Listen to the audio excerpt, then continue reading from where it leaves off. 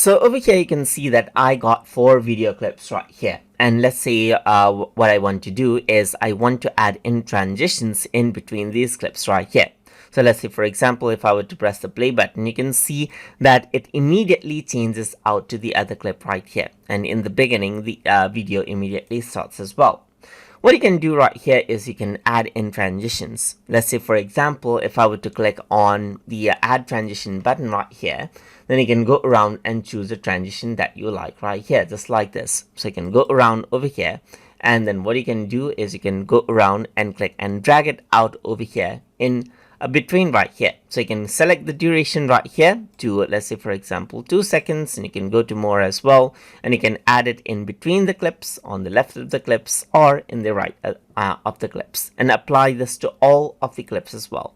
But let me just go around and apply in this particular section right here.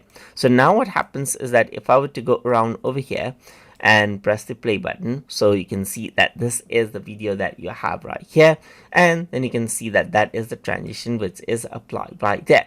Similarly, I can go around and add in another transition over here, just like this. Like there's this piece peel right here, so you can just go around and add it in, select the duration as you like, and select, let's say, right side of the clip right here, so it affects more of the clip on the right hand side. Press the play button right here, and what happens is that as it goes around right there, you can see that that is the effect that you have right there. So you can also go around and add this effect, this transition effect, in the beginning. So let's just go around onto zoom trails right here, just like this, and apply. And if I were to go around onto the beginning and press the play button, then this is what you have, as you can see.